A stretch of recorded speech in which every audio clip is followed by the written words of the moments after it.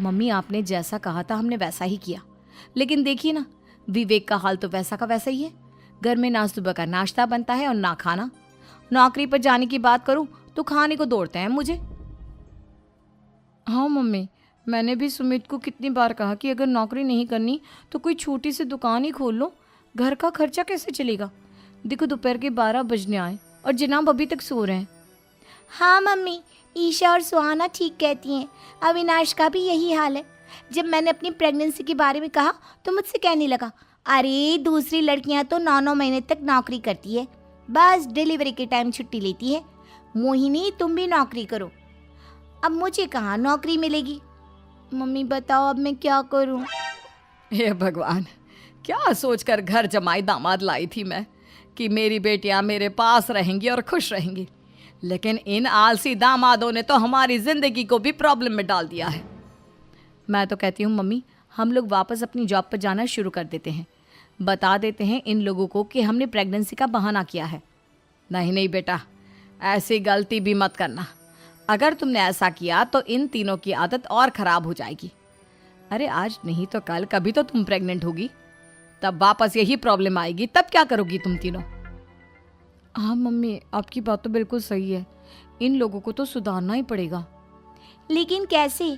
अपने बच्चों के आने की खबर सुनकर भी इन लोगों पर कोई असर नहीं हो रहा।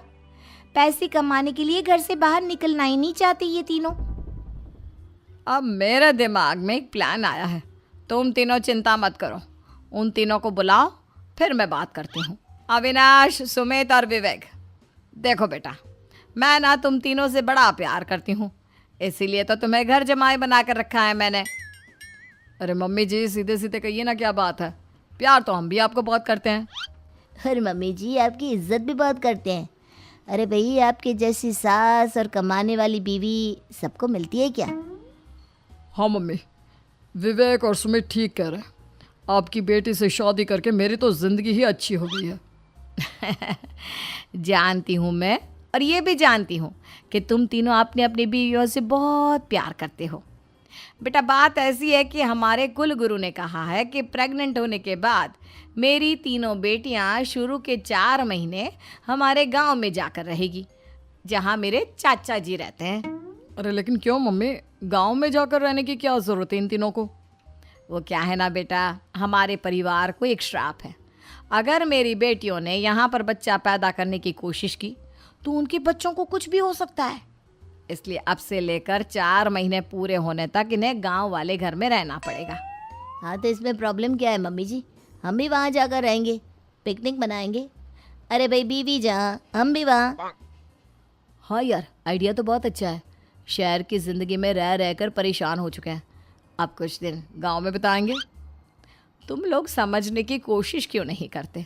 तुम में से कोई भी वहाँ नहीं जा सकता, और मैं यहाँ रहूँगी ना तुम तीनों के साथ। 4 महीने की तो बात है, उसके बाद ये तीनों ही लौट कर आ जाएंगी। ठीक है मम्मी जी, अब हमारे बच्चों का सवाल है तो ये तो करना ही पड़ेगा। अरे मम्मी जी, बहुत दिन से पिज्ज़ा नहीं खाया, मंगवाइए ना। क्या बताऊँ बेटा, पहले तो बेटियाँ खर्चा दे देती थी क्योंकि उनकी नौकरी थी, लेकिन अब तो मेरे पास पैसे ही नहीं बचे। थोड़े बहुत पैसे हैं जो बच्चों की डिलीवरी में काम आएंगे। लेकिन मम्मी जी, आपकी बेटियों को वापस आने में तो अभी बहुत वक्त बाकी है। वही सोच सोच कर परेशान हो रही हूँ। सोच रही हूँ कल से दूध भी बंद करवा देती हूँ। अब दूध वाले को देने के लिए पैसे भी तो नहीं है ना। अरे नहीं नहीं मम्मी जी, अगर दूध भी बंद करवा दोगी तो मुझे चाय कहाँ से मिलेगी? और चाय के बिना मैं तो मर ही जाऊंगा। क्या करूं बेटा, इसके अलावा हमारे पास कोई ऑप्शन नहीं है। मेरे पास पैसे ही नहीं बचे। और अच्छा खाना खाए हुए कितने दिन हो गए, पता नहीं कब अच्छा खाना मिलेगा। हमारी बीवियों के जाने के बाद तो हमारी हालत भिखारियों जैसी हो गई है यार। कुछ भी हो, मुझे तो आज पिज्ज़ा खाना ही खाना है। जेब में 1 रुपया नहीं और पिज्ज़ा खाएगा, कहाँ से आएंगे पैसे? अरे देख, वहाँ सामने बोर्ड पर क्या लिखा हुआ है? कंप्यूटर पर काम करने के लिए एक आदमी की आवश्यकता है। भाई मैं तो जा रहा हूँ, काम करूँगा और शाम तक पैसे लाकर आराम से पिज्ज़ा खाऊंगा। जा जा, तुझे कोई काम नहीं देने वाला, हम तो घर जा रहे हैं। चल भाई सुमित। अरे सुबह सुबह कहाँ चल दिए तुम? मम्मी जी एक बहुत अच्छी जगह मिली है, कंप्यूटर पर काम करने के 5,000 मिले थे कल मुझे। अगर रोज़ काम करूँगा तो पूरे 40,000 की तनख्वाह। अरे वाह, ये तो बहुत अच्छी बात है दामाद जी, आपको जाना ही चाहिए। अरे वाह, विवेक 40,000 कमा लेता है, अविनाश 60,000 और सुमित तुम भी 40,000 के आसपास कमा ही लेते हो। कुल मिलाकर तुम अच्छे खासे पैसे कमा रहे हो बेटा। हाँ मम्मी जी, बहुत मज़ा आता है जब महीने के एंड में मोटी रकम हाथ में आती है। पूछिए मत मम्मी जी, घर में रहकर रोटी बना बना कर और तो जैसा महसूस होने लगा था मुझे तो। हाँ बेटा, तुम तीनों की बात तो बिल्कुल ठीक है। और जानते हो, अब तुम तीनों की पत्नियां भी वापस लौट कर आने वाली है। लेकिन मम्मी जी अभी तो उन्हें गए सिर्फ 2 महीने हुए हैं, आपने तो कहा था वो 4 महीने के बाद लौट कर आएंगी। ऐसा कुछ नहीं है बेटा, मैं सिर्फ तुम तीनों को सबक सिखाना चाहती थी कि आदमी घर में बैठकर बीवी की कमाई खाता हुआ अच्छा नहीं लगता। इस दुनिया में हर इंसान को मेहनत करनी चाहिए, काम करना चाहिए, चाहे वो औरत हो या आदमी, ताकि अपने परिवार को संभाल सके।